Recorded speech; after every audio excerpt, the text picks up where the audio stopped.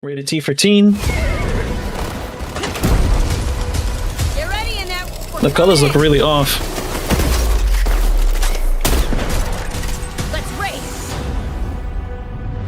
Today, my destiny blooms. Reinforcing a wall. Let's get this job done. Some loot here. This one's got some bite. Man, this looks really bright. Dropped an enemy. Smells like you need some upgrades. Enjoy. Storm brewing. Shieldbreaker forming. I have the shield breaker. Oh no. Throwing fire! Alright, so we have to get an object to break the enemy's shield. This is the fun part. Calling in the siege tower.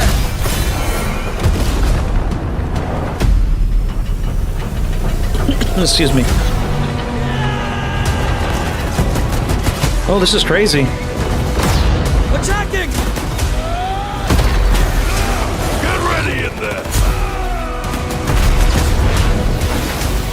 Hiding in plain sight.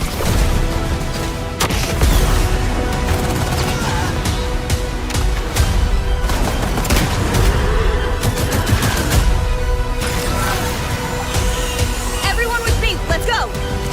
Getting this bomb planted. Let's show them who we are. Oh, dude, you gotta plant a bomb too. Excuse me. Hey, I'm Chad Grenier, game director and studio head of Wildlight Entertainment. And I'm Jason McCord, design and creative director. Today we're here in our office to walk you through every aspect of our new game, Higuard. 4 years ago, the two of us, along with 60 other veteran developers that have worked together for over a decade, all made the leap from large publishers to form our own fully independent game studio. From the start, our mission was to be a design-led studio where gameplay always comes first. And in those early months, we spent a lot of time playing games that inspired us. We played battle royales, survival games, extraction shooters, and many others. In particular, as we were playing survival shooters, one aspect of that genre that really caught our attention was base raiding. Could we take the thrill of raiding another team's well-fortified base and isolate that into a competitive experience that we could play over and over again? But this isn't a survival game. It's not a base building game. It's what we call a PvP raid shooter. We wanted to utilize our experience making well-crafted first-person shooter maps to design bases that were always fun to attack and defend. And most importantly, we wanted to ensure that we were making a shooter. We love making shooters. So now we're excited to show you exactly what a PvP raid shooter is and what makes Higuard special. Here we go again, gang. Summoning great assistance. Moving in for the attack. Follow me. Got a generator here. Perfect. I'll take it. Planting a bomb. Woo! We're gonna burn this place to the ground! Alright, I'm about to download it. Higuard is a new mode between two teams of 3 wardens each. To start, each team chooses a unique base to defend. This is your main I got the game installing, so hopefully it doesn't mess my internet up too much. To secure the shield breaker. The ultimate goal of the match is to use the shield breaker to successfully raid and destroy the enemy team's base before they can destroy yours.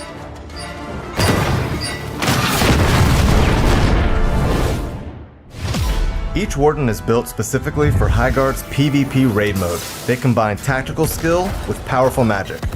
You'll have your choice of characters with unique abilities designed around destruction, infiltration, Hiding in plain sight. and resource acquisition. Some Vesper to mine here. The magical abilities of our wardens supplement combat, Ice wall forms, my friends. but we're still a gun game at our core. Okay. You've got your team of wardens, now it's time to choose your base. Prior to venturing into Higuard, you'll be randomly presented with 4 options for your home base. Your team will vote on which one feels like the best fit for you. The enemy team gets the same 4 choices. Each base is the size of a classic small team deathmatch map. They all have different layouts and visual styles, but most importantly, distinct attack and defensive strengths and weaknesses that depend on your playstyle. Once you've selected your warden and your base, you spawn in. You have 1 minute to plan your defenses and pick your starting loadout. Oh, wow. Every warden can use any weapon. Select your primary. This has like secondary, different elements from and your different raid games tool. already. You can change your loadout at the beginning of every match. Each player also starts with 5 wall reinforcements, which they can use to armor up different areas of their base. Once the defensive phase is up, your base unlocks, and your team mounts up and rides out. Time to ride! Teams are fighting for control of the shield breaker, which is the key to starting a raid on the other team. But the shield breaker takes a few minutes to form. During this time, players should explore different points of interest and loot better gear. You can find upgraded guns, Found a saber rifle. armor, better saddles, and magical amulets Oh, that wow. are imbued with perks. Weapon chest here. But stay alert. The other team is doing the same, so skirmishes are inevitable. Enemy here. Everyone with me, let's go. Stick together as a team to have strength in numbers, or take a chance and split up to get more loot for yourself. Everyone just remember where you came from. Also around the map are crystal formations called Vesper. Vesper to mine over here. Use your Warden's Axe to mine this valuable resource. You There's so also many get different Vesper elements from of so many kills different games right now. Quick, swift, clean, and done. and from successfully attacking or defending a raid. Defusing the bomb! Watch my back! Copy that. If you're not having luck finding the loot you need, Trader Flynn is a great way to supplement your equipment. Whatever you need, I've got it. This man's just He staying can be there in the found your battlefield. base or out in the open world, and he will happily sell you better armor, guns, and gear. Appreciate the kindness. So hunt down or purchase the best loot possible and win those skirmishes. I don't start fights. I end them.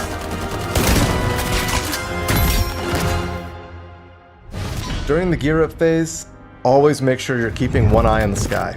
Storm's brewing. Shieldbreaker should be ready soon. When the storm forms, the Shieldbreaker's location is revealed. It randomly spawns in one of 3 unique points of interest. Once that Shieldbreaker forms, nothing else matters. Rally up and fight for possession.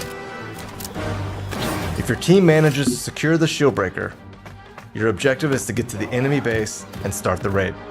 But the enemy team will do everything in their power to stop you from getting to their base. Gang, time to attack. If you die, you'll drop the Shieldbreaker, and the enemy team can pick it up Oh, Let's wow. mount up and soar to victory. and run it to your base and start their own raid. Okay, this Once is you get to interesting. the enemy base, plant the Shieldbreaker and start the raid. This is a lot more interesting than I The expected raid this game begins to be. with the summoning of your siege tower that will break through the enemy's outer shield. That first and trailer become your didn't do this spawn game any point justice for during the what's raid. exactly going on, even though it showed all these elements if you paid attention to it. The defending team will be able to teleport back to their base, so be ready to fight. You better be ready! Once the shield has been broken, the raid begins. The enemy base contains objectives your team will need to sabotage and destroy. But in order to successfully penetrate a well-defended base, you'll need to use your warden's abilities and your raid tool. Every warden comes equipped with one raid tool of their choice. You can choose between a rocket launcher for a more straightforward approach, a zipline gun for when your attack plan requires coming in from above, Attacking target B. or a blast hammer when you just want to bring it all down. Hand clear! On me! Different tools are more effective for different bases. Nice. Once inside the I'm base, sorry, I'm just letting your him talk. objective is to sabotage enemy generators. Blow this place sky high! Once the bomb is planted, you'll need to hold the objective while the enemy team tries to flush you out I'm defusing the bomb. Watch my back. and disarm the charge. Each Got base elements has of like 2 CS:GO generators and an Valorant anchor stone. and If a generator Overwatch. is successfully destroyed, it does 35 damage to the enemy base. If you can get to the anchor stone, which is harder to assault, more heavily reinforced, and has a longer countdown, it completely destroys the enemy base, ending the match in victory. Getting the enemy base Tower to defense, zero health obviously. is how you win the game. A lot of stuff in often this game. ends in a generator blowing It's up, actually pretty awesome. but not always. There are other Hopefully ways it to plays do well. damage to the enemy base. For example, planting a shield breaker and starting a raid will damage the base. And it's not just about attacking. Successfully defending your own base will damage the attacking team's base, so you can win with a great defense. If a raid is successfully defended, the game is not over. Damage is done to your base, and that base health does not regenerate. Players will respawn at their base and ride out for another gear up phase. On my mount.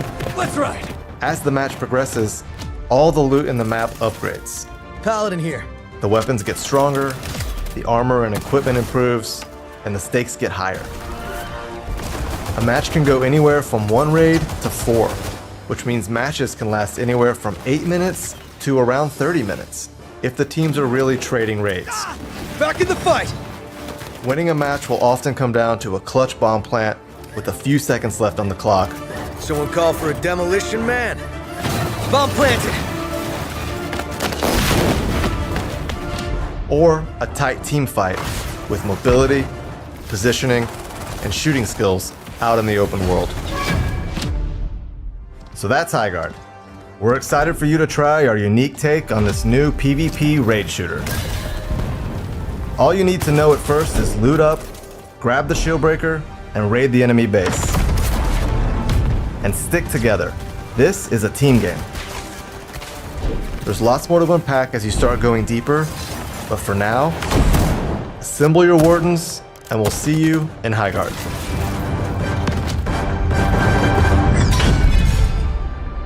Nice. That actually looks a lot more interesting than what was originally shown to us. But what was originally shown was a What you reveal just trailer, saw so is a product of 4 years of experimentation, playtesting, and a whole lot of passion and fun. And now here's a deeper look at the mechanics, features, and world of Higuard directly from our team. Regroup on me. We're coming in. Shock spear out. Ice wall. Up for cover. Would you like to know more? Would you like to know more? Would you like to know more? Great!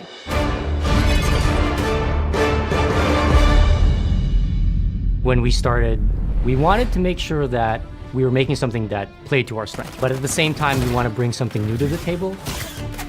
Players are always craving something fresh and a game that is not exactly like something they've played before. I think everyone was on board with fantasy meets ballistic guns.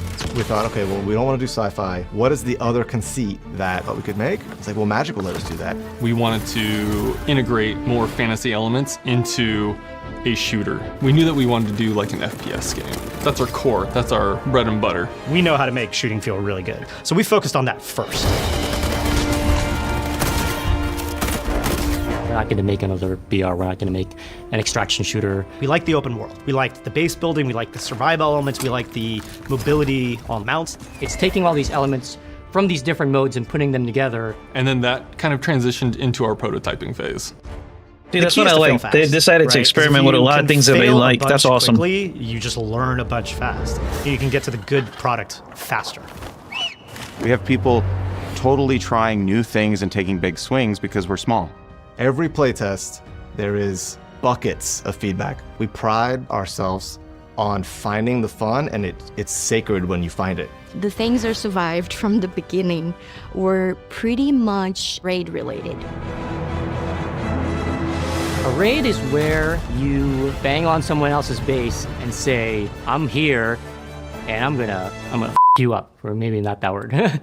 Oh, wow. The raid is the driving factor in most of our choices, from the characters to the weapons, to the raid tools, to the mounts, to the push and pull, the sword. It's very fun. This game's going to be especially when very you're, like, competitive. I'm going to invading play a it very base. casually. Each base is different. We try to give it an identity. We try to give it like history and kind of. We play too many games on this channel. And has its own gameplay. We discovered that we could make really strong expressions of layout, opportunities where we could go bold. My favorite one is probably Bell Ringer. It has like the 3 bell towers. It has like candles on these like curved interiors. I love just kind of seeing how the light plays off of it. The cool thing about our bases in our world is that those bases are discovered in Higuard. Who discovers them are our wardens. When you take story and you think about characters deeply and you think about Higuard and this mysterious land, everything is reinvesting in the world we are building. One thing that we wanted to do was make sure that like our magic felt not hand wavy. So everything kind of like emanates from a source on the characters, and the characters is kind of what creates that magic. My favorite warden right now is Scarlet. I really enjoy her shifting sands ability. It's one way that you can silently get into the base, and then the enemy is like totally confused. Our wardens, I would say, are there to complement our guns in terms of lethality, but they're meant to add tactical and strategic depth to the overall match. It's exciting. You're at the beginning of a match. You don't know what's going to happen. Endless opportunities. All the character abilities and the destruction and the gunplay all come together into this really frenetic fight. Is there anybody that can respawn their teammates? Probably not, right? Because you can see the orbs of where they died and stuff. Philosophically, we are a gun-first game. We want to make sure that gun-on-gun combat is the primary way that you are succeeding in combat. The guns specifically, I was very hardcore about. Our guns need to be ballistic guns. I want to see people rack it. I want to see all the inner workings of it. When we shoot the gun, we wanted to make sure that there are tons of moving parts. We want to see like animators being able to have their full creativity to like bring these guns to life. So we wanted to start from a really grounded, realistic standpoint. When I'm firing a gun, I'm enveloped in it. I know what it is. That is a 5.1 surround design experience to put you behind the gun and make you feel like you're really there firing it.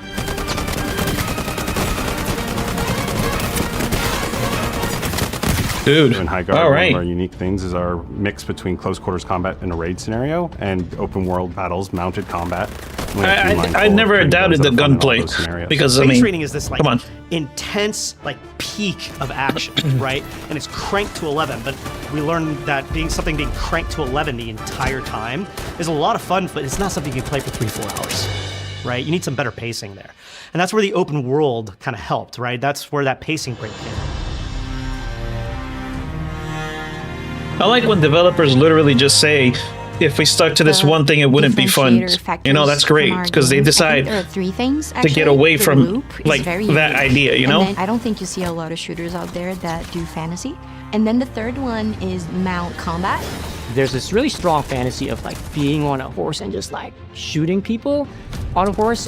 One of the designers prototyped it really quick, and very quickly that became like, oh, this is the sauce. He ended up making a bear, and you're like riding the bear. It was so magical, kind of like running through. The team really latched onto it. I think it kind of set the tone to where everybody was like, oh man, I want to like fulfill that fantasy. I want to play that. Mounts were created for traversal at first, and then we were like evolving it to be more combat. The open world is a totally different animal, right? Excuse me. Cover is really far apart, and it's a different kind of fight. And the way mounts incorporate into that combat is honestly super fun. You want to have kind of like these rolling vistas that promote mount combat. You want there to be excitement to be able to like get out and go roam. The beauty about Higuard is that we're just at the surface. The characters have just found certain parts of that land, but they're going to continue to discover new things. Higuard is a lost continent that has suddenly reemerged mysteriously, missing in action for hundreds of years, to the point where Checking my, most people in this making world sure everything is don't working. even believe it's real. Higuard itself is kind of a land of mystery, and each map is a snapshot of what that continent used to look like. Closer to where Higuard was rediscovered, we stick with a lot more modern architecture. You got a lot of very big machinery. You have a giant wall, you have steam vents. The more we go inland, the more magical and ancient it gets. When Higuard first returned, everyone rushed to this land, and they all died. And it became clear that the only ones who could survive in this magical land are those with that gift of magic. And they are brought to this place by a mysterious organization called the Iron Vigil. At first, when you meet the Iron Vigil, and they are the ones who help bring you to the land of Higuard. They're in a position of power because they broker all of the contracts that the Wardens take on.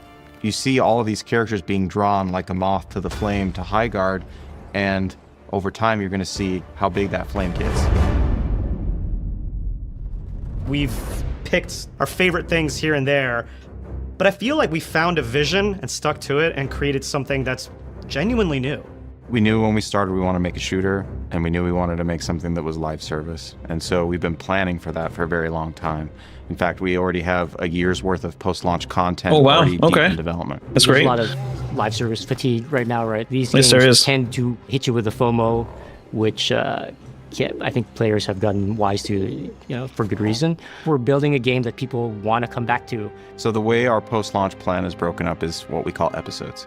So each episode will be Oh roughly God, we've 2 seen months episodes with broken into Destiny. 2 halves. We'll have a part No, 1 I'm just and a playing. part 2. With launch, we'll have a special occasion with an episode 1, and that'll bring 5 maps, 6 bases, 8 wardens, 10 weapons with 11 mods that change up how those weapons play, over a dozen other items in the loot pool, and 3 raid tools, all at launch day. And then, just in a couple of weeks, we're going to have episode 2, which kicks off with a new warden, a new mount type, a brand new map, and we're really excited to bring our first new mode, Ranked, to the table. So that'll be coming in 2 weeks. And then from there, we'll be in our regular cadence.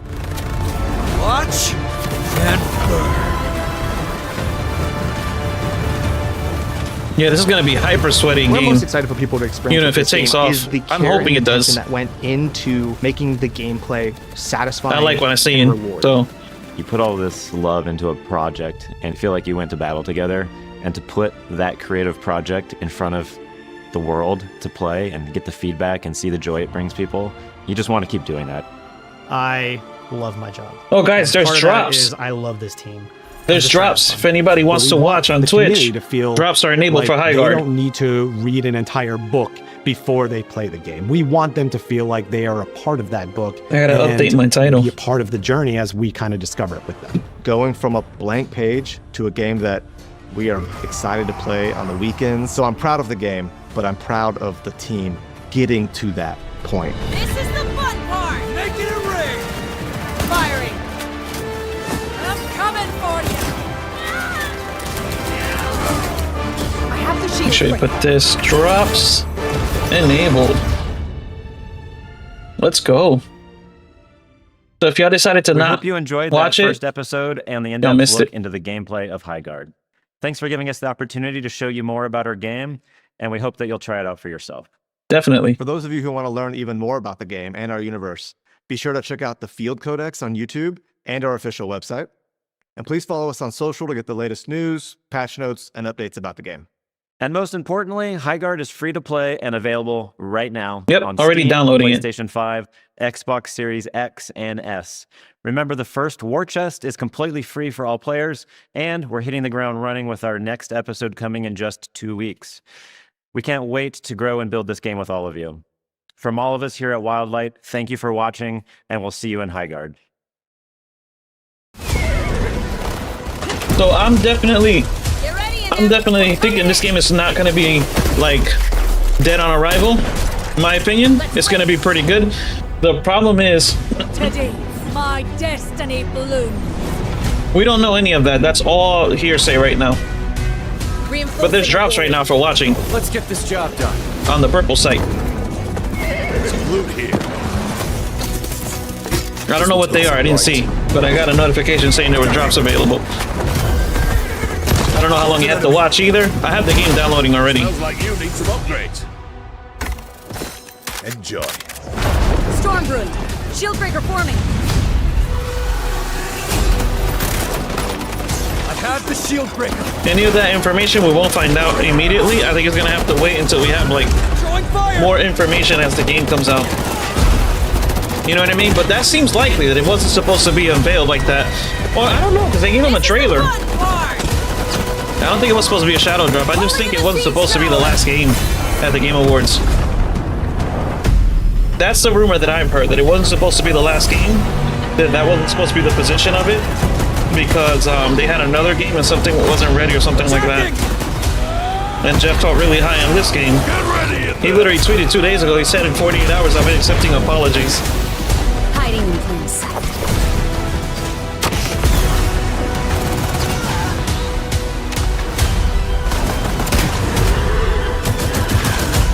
Dude, they made you go to work in this weather? My job's closed. Let's go. That's why I'm here. We're doing this. Let's show them who we are.